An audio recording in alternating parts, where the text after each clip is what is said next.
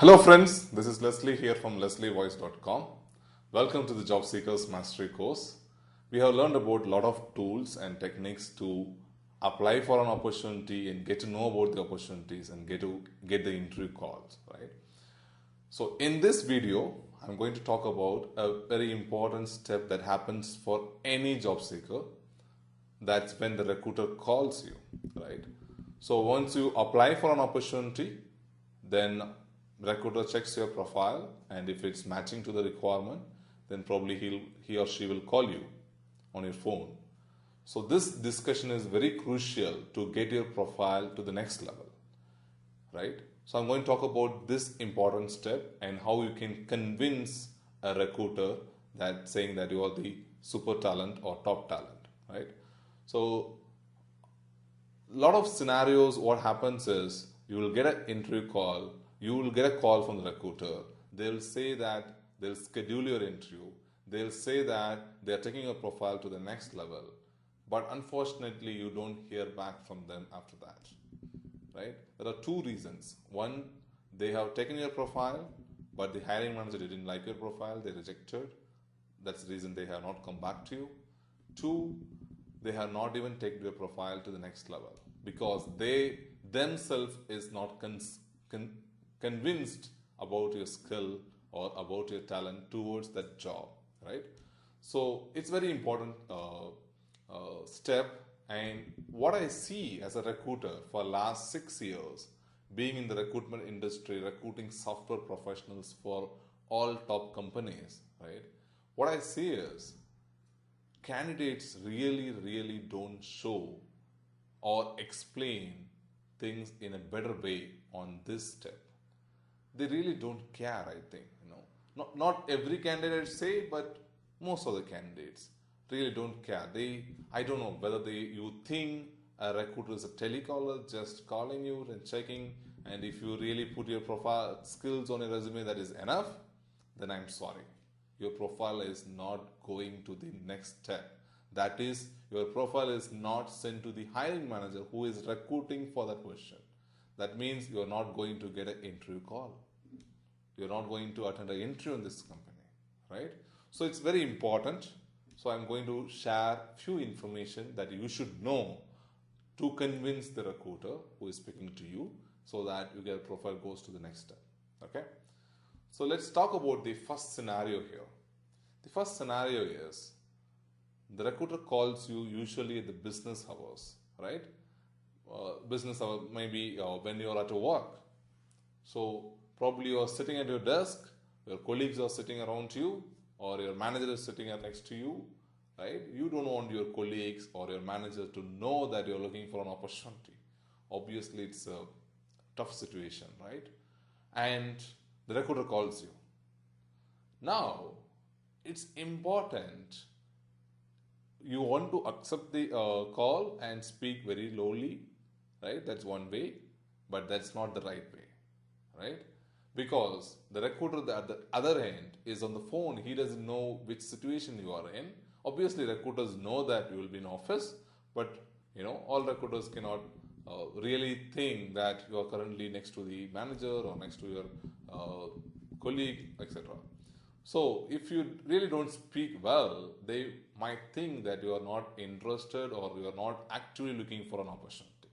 So what it takes up to you when the recruiter feels that you are not really interested on the opportunity, he might not take your profile to the next level, right? So what you need to do is you can ask the recruiter to give 2 minutes so that you can come out of the floor or you can get into a meeting room and then speak, right?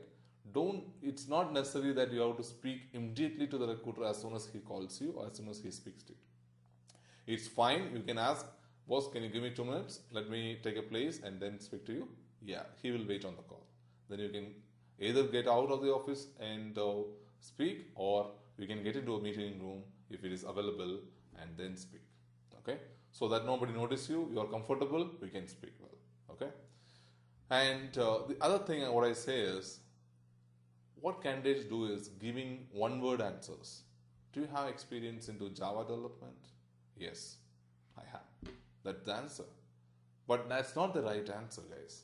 That's not the right answer at all. If the recruiter asks you, do you have experience in certain skill, then and explain, yes, I have 2 years of experience into this particular skill, and I have worked on this skill on these projects, and I am very strong in that, etc. That gives a feel to the recruiter, yes, this is the candidate I want, right? So it's very important that you explain things to the recruiter. It's very important, okay? And so how much the recruiter want to hear? If you go on and on, yes, the recruiter doesn't like it, because recruiter is not a technical person, or he is not the direct hiring manager also, right?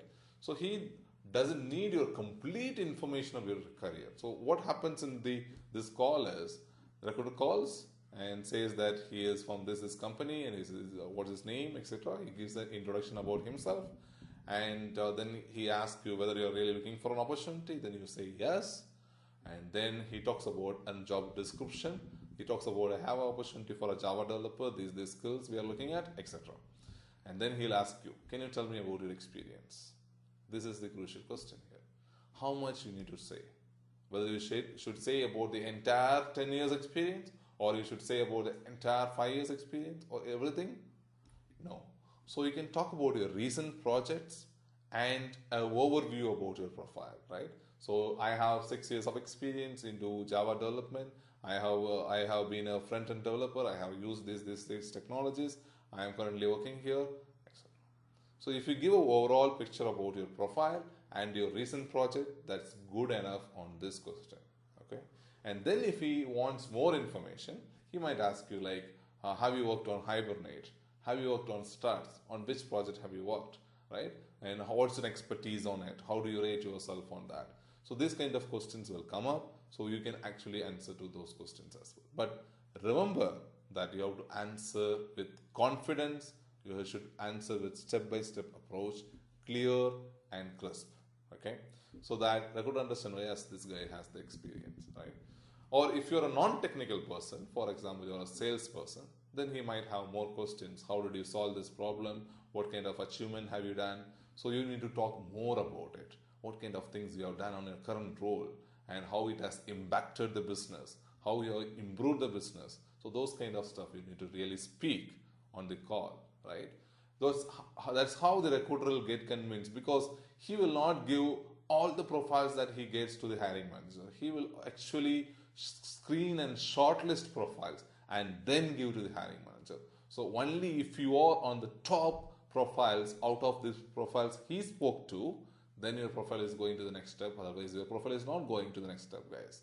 So remember, the first step, the first call with the recruiter is very, very important. And show interest on the call. It's very important. Most of the guys don't show interest. They might be interested, because it's a first call, right?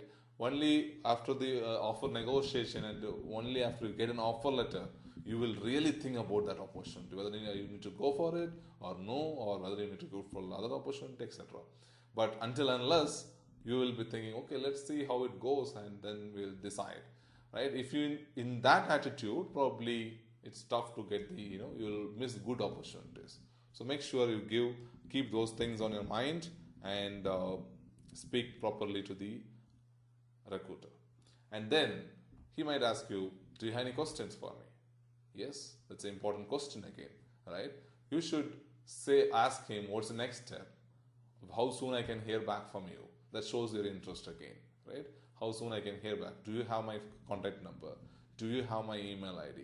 Do you have my updated resume, right? So these things you can ask to the recruiter at the end of the conversation, okay? So it's very important. So please remember that you keep all those points which I told you just now. The first point is, just to refresh, the first point is, if you are inside your office, ask him for 2 minutes, get out of the office, or get into the room and then speak. Make yourself comfortable, right? Don't ask the recruiter to call you again after some other time, until unless it's really required. If you're really traveling or you really cannot speak now, then you can probably say the recruiter, see, I'm on travel, or I'm on this, so can I call you back, or can you please call me later, right? That's fine. But don't just because you are on the floor or just because you can't speak, you're in the cafeteria or something like that, don't ask the recruiters to call you again. I'll tell you a simple reason for it. If your skill is very niche, that means very unique and less number of people are available in the market, then you can probably expect another call from the same recruiter. Or if your skill is very normal skill like Java developer or .NET developer, which so many candidates are available in the market. I'm just giving example, okay? There are a lot of skills like that.